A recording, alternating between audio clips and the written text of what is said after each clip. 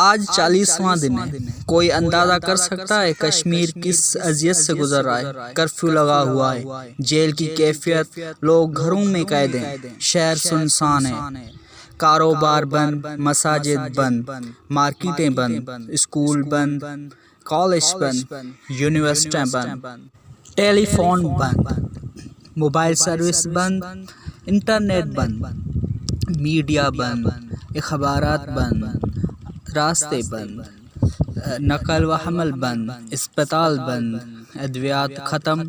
اگر کوئی فوت ہو تو گھروں میں قبریں کھودی جا رہی ہیں، گویا اہل کشمیر پر زندگی بند کر دی گئی۔